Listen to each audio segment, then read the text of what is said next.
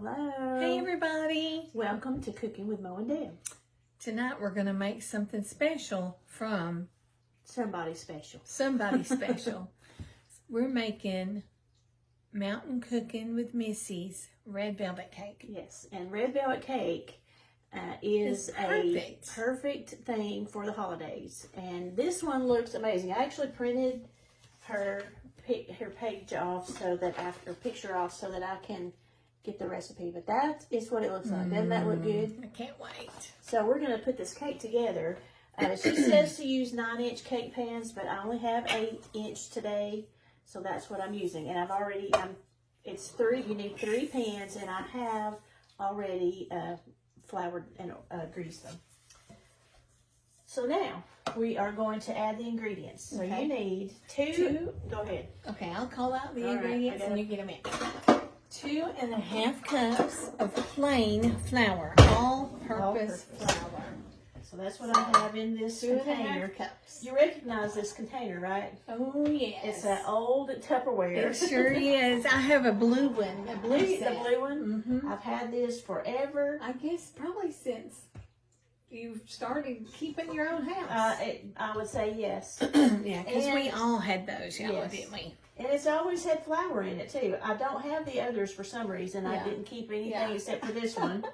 Well, it's great for flour. And it's perfect for flour, right? So 2.5. That was 2.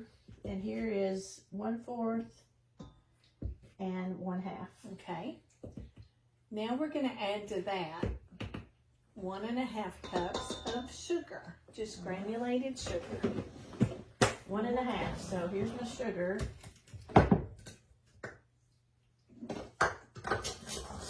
I have to do that. Now there's almost 1. Here's now 1. it says to sift flour, sugar, salt, and cocoa together. But we're going to put it all in there and maybe give it a run with the mixer. Yes. That'll sift it together, won't it? Yes. Yes. Sifting is mostly to get those little bits that are kind of hard in that don't get broken up in your flour. But we'll take care of that. All right. Going to use this salt. Yes. 1 teaspoon of salt. Now your cocoa. And the cocoa. And we're going to add 1 teaspoon. Not much cocoa at all, That's not very much at all. All right, there's 1 teaspoon of cocoa. All right. And, is that it?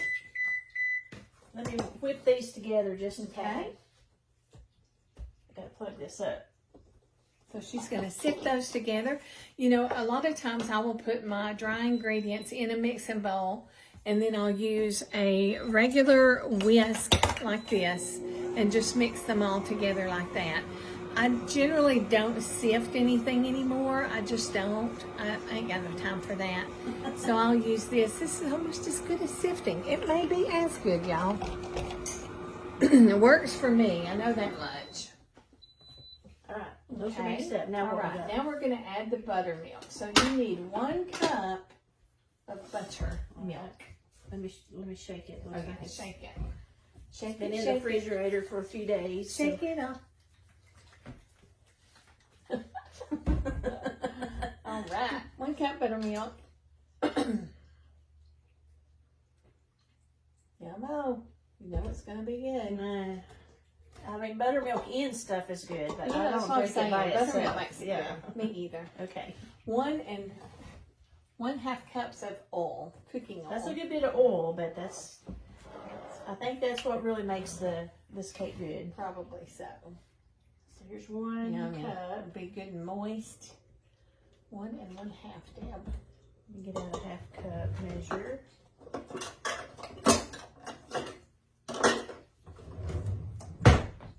And 1/2. All right, now you're going to do 2 eggs. Okay. I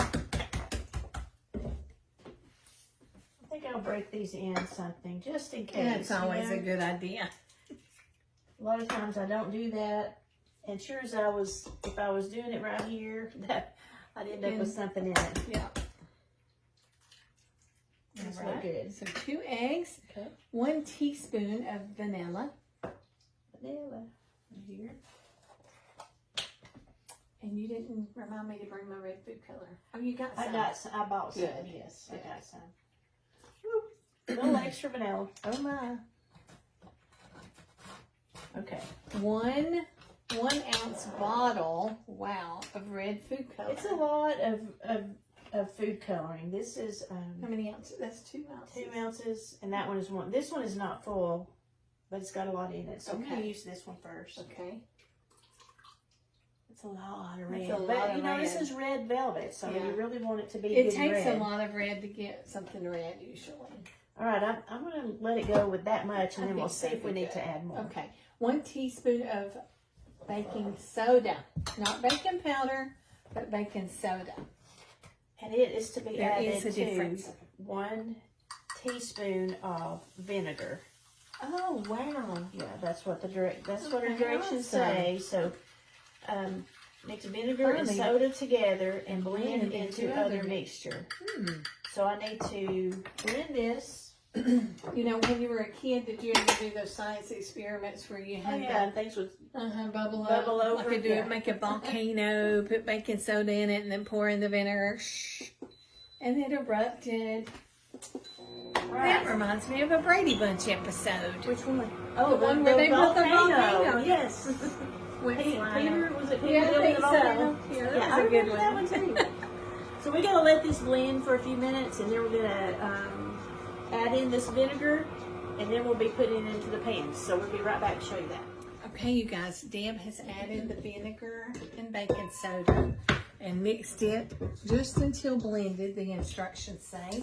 We've got 3 pans that have been thoroughly coated with And this cooking is what it spray. looks like. That red Isn't that pretty? really did turn it good and red. It did. We've got the oven heating to 325, and I'm just going to fill up these 3 pans. Not fill it up, but put some. I'm gonna try to divide evenly. Okay, I took our red velvet cake layers out of the oven at about 28 minutes. And as soon as I get my frosting items together, we'll be making the frosting and icing this cake. Okay, it's time to make our frosting. This is a cream cheese frosting that I make all the time. Missy's recipe is the same one I use, and it's an 8-ounce cream cheese softened, and 1 stick of butter softened, 1 teaspoon of vanilla, and she has 1.5 boxes of confectioner's sugar.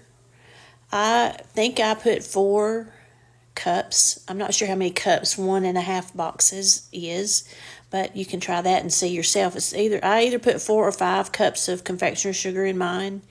And the way to know if you've got enough or not enough confectioner's sugar is how thick do you want your frosting to be. I want it to hold up on that cake. I don't want it to slide off. So I may go a little overboard on the confectioner's sugar, but I do like it to be pretty thick. So I added until mine was the thickness, the desired consistency is how I determine how much I've got in mine. And after you've got your confectioner's sugar in and you've got your ingredients well blended, you're going to add 1/2 to 1 cup of chopped pecans. You can add them in the frosting, or if you'd rather, you can wait till after your cake is finished and put them on top. That's entirely up to you. And just sprinkle them around on top of your cake. It's very pretty that way.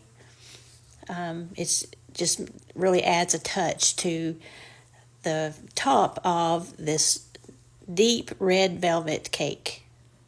It's really good, y'all.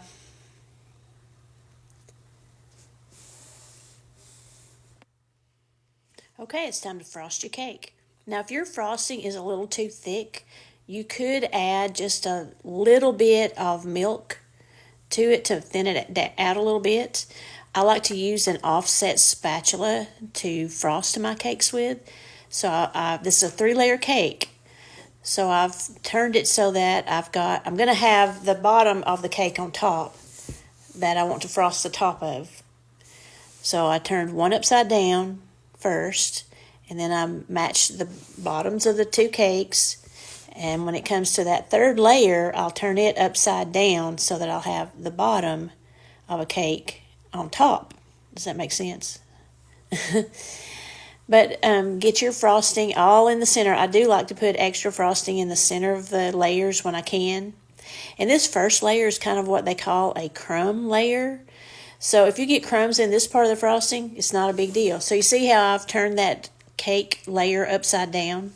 That gives you a good level layer to frost on top. Makes it a little bit easier to frost. And so on the sides, to get the crumbs in so that the crumbs won't be on the outside of your cake, if you'll take some frosting and just kind of lightly go all the way around the cake, just like I'm doing there, and get a little bit of frosting all the way around and kind of seals in those crumbs, makes it a little bit easier to frost and not get crumbs all over the frosting. That offset spatula truly is a lifesaver when you're decorating cakes, when you're icing cakes. And so I'm just going to use the rest of the frosting on here and just kind of make it as thick as I can with whatever frosting I have. And I'm trying there to keep the crumbs out of that top part of frosting because I don't want to see the red crumbs all in my white frosting, you know what I mean? So anyway, just keep on frosting with what you have there and try to cover the whole cake. I like to cover the whole cake. If it were a naked cake, then you could leave some of the sides showing. Just depends on what your taste is, how you want to decorate your cake. So I've tried to cover as much of this cake as I can. I believe I could have used just a little tiny bit more frosting. But you know what? Doesn't have to be perfect. Thank goodness, because my cakes are never perfect. And I don't think I did this on this cake, but I like to put my nuts on the top of the red velvet cake. So a handful of nuts just sprinkled on top is perfect. And there you have a red velvet cake. This is Mountain Missy's delicious, yummy, wonderful, the best red velvet cake.